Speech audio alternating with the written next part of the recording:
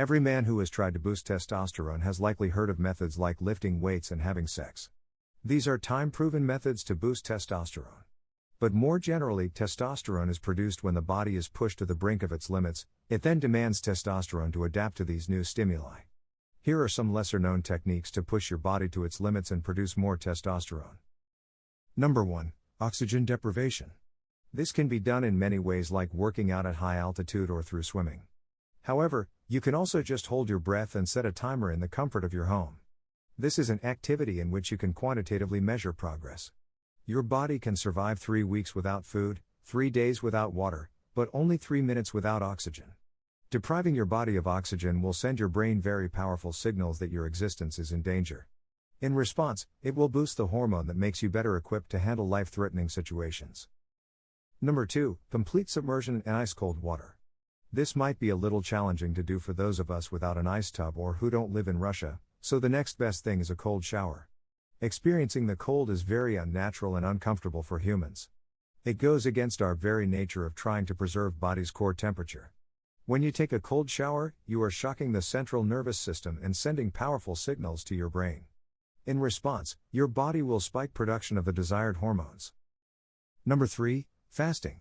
Caloric deprivation is the very last thing our evolutionary ancestors would have wanted to experience.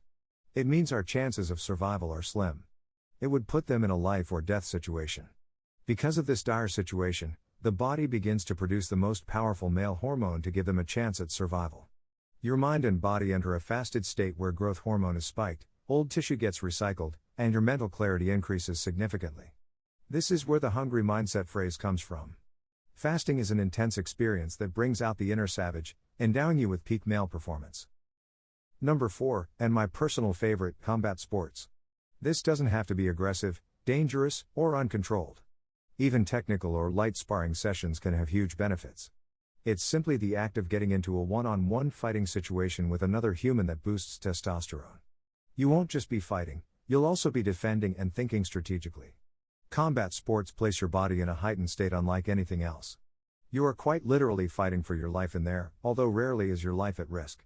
Practicing combat sports regularly tells your body it needs to adapt to handle the dangers of your life. This sends your body into overdrive, producing massive amounts of testosterone to keep up with the rigors of your lifestyle.